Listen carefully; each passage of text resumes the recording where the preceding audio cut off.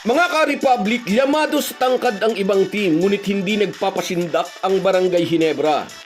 Ang Macau ay magpaparada ng 7-6 na import at ang 7'3" naman na si Bolbol ang satok and text. Ngunit hindi ipagpapalit ni Team Cone ang 6'6" lang na si Justin Brownlee. Si JB ang magiging pinakamaliit na import ngayong Commissioner's Cup pero sang-ayon kay CTC, hindi lang sa height ang labanan. Gamay na ni Brownlee ang sistema at kabisado na ang bawat galaw ng mga kakampi. Magiging labanan raw ito ng chemistry versus height. Naniniwala naman ang sports writer na si Snow Badwa, TNT is the team to beat right now. Hindi raw ang SMB, hindi ang Converge, lalong hindi ang Ginebra. Sang-ayon ba rito ang mga Ginebra fans? Pag-uusapan po natin yan pero bago ang lahat ay maglalambing po ako sa inyo na isubscribe ninyo itong ating channel at kung di masyadong makakaabala ay i-like at paki-share na rin ninyo. Malaking bagay po yan sa aming mga vlogger. Maraming salamat. Isang malaking hamon ang kakaharapin ng Barangay Ginebra, mga ka-Republic. Sa isang ligang madalas na height is might ang labanan, ang pambansang import na si Justin Brownlee na 6'6" lang ay napapalibutan ng mga higante. 7'6" is ang Digwara ng Macau, 7'3" naman si Bolbol ng Tok and Tex. Ito rin ang dahilan kung bakit nasabi ni Snow Badwa, isang sports insider, TNT is the team to beat right now. Hindi raw SMB, hindi Converge, lalong hindi ang Ginebra. Ang paliwanag ni Snow Badwa, consistent na nasa finals ang Tok and Tex. Natotoo naman, kung di tayo nagkakamali ng bilang, 5 magkakasunod na conference nasa finals ang tropa ni Coach Chot Reyes.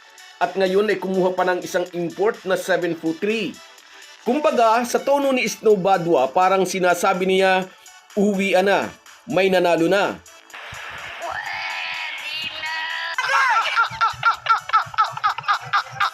Teka lang, sabi ng mga Ginebra fans na patuloy na naniniwala sa sistema ni Team Cone. May plano raw ang American mentor. Kahit 6'6" lang ang import na ipaparada ng Ginebra, isa pa rin sila sa magiging malaking banta sa mga kupunan na may higanting import. Hindi ito ang unang pagkakataon na undersize ang import ng Ginebra. May mga nakaraang conference na 6'9" and 6'10" ang height limit for import, ngunit winalis ni Brownlee ang mas matatangkad na kalaban. At sa karanasang ito sasandal ang Ginebra. Ayon sa mga report, nakatakda nang bumalik si Isaac Go. Katunayan, kasama na siya sa team practice. Magiging malaking tulong ang Ateneo Blue Eagles product para pagaanin ang trabaho ni Japet Aguilar at Troy Rosario sa ilalim. Magkakaroon na ng chance si Isaac Go na patunayan na may maikukontribute siya sa kupunan. Kung inyong natatandaan, naging usap-usapan sa social media ang pag-trade ng Ginebra kina Christian Standhardinger at Stanley Pringle para kina Isaac Go at Stephen Holt. Nabas ng todo si Team Cone dahil dito. Bakit daw ipinamigay ang Phil German Bulldozer kapalit ni Go at Stephen Holt? Si Holt ay nagagamit na, pero sa Isaac Go, parang hindi ito naramdaman ng mga fans. At ngayong babalik na siya, kailangan na talaga niyang magparamdam. Hindi lang dagdag na shilling ang dadalhin ng nagbabalik na si Isaac Go. May abilidad din siyang mag-stretch ng floor dahil mayroon siyang perimeter shooting. Kung mailalabas niya sa pintura ang matatangkad na import tulad nina Digwara at Bolbol, ito naman ang magbubukas ng pinto kay Justin Brownlee na umatake sa basket. Dahil nga maliit si JB, kailangan niya ng kakamping magbibigay sa kanya ng espasyo at yan ang papel na gagampanan ni Isaac Go. Pero ang tanong, kakayanin ba ni Isaac Go ang pressure? Mahigit 1 taon siyang nawala at kalawang o rustiness ang kalaban ng sinumang galing sa injury. Pero sa gabay ni Team Cone at sa familiarity ni Brownlee sa sistema, tiyak nating magkakaroon ng magandang plano ang Ginebra. Hindi ito Ginebra versus the Giants lang, kundi Ginebra teamwork versus the Giants. Ano sa tingin nyo? Sasapat ba ang trio ni Japet, Troy at Isaac Go para protektahan at tulungan ang 6'6" lang na si Justin Brownlee laban sa mga higante?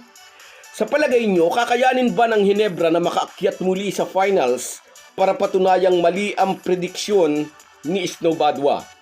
I-type ang inyong opinion sa comment section at babasahin natin yan. So guys, yan lang muna. Hanggang sa muli. Kung wala po kayong mga viewers namin ay walang magtatagumpay na vlogger.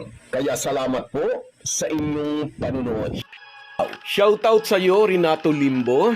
Matangkad lang daw si Bolbol. Kung magaling yan, hindi papakawala ng NBA, sabi niya. At sa iyo rin, Merson Kabadi Vlog, nasa Ipugaw ngayon. Ingat ka lagi dyan, kabayan. At sa iyo rin, Julio Bihasa. Ano yan, hindi mapapagod habang nasa laro, sabi niya. At sa iyo rin, Roderick Rodriguez. Yan daw ang malinaw na aasa lang sa import. Sa iyo rin, shout out Arthur Sabare. Bilog ang bola. Sabi niya, hindi ito nawawala ng pag-asa. Bilog ang bola. Sa iyo rin, Kirk Manalo. Ipakita raw ng mga PBA player na may ibubuga sila, sabi niya. At sa iyo rin, Enrico de Guzman, mula naman sa Belgium. Ingat ka lagi dyan, kabayan. Maraming salamat sa laging panonood. At sa iyo rin, Matandang Pogi. Solid jeans at SM Bero, pero nakikita raw niya nasa finals uli ang TNT. Borlagatan Donald mula naman sa Singapore. Shout out sa iyo, idol. At sa iyo rin, Alfie Gomez.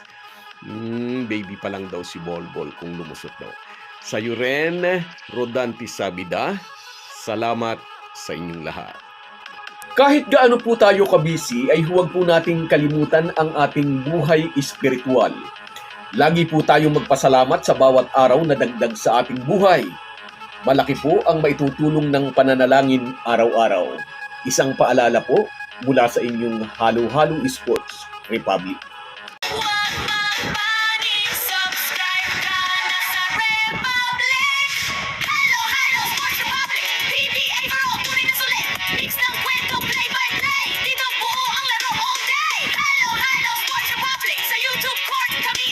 From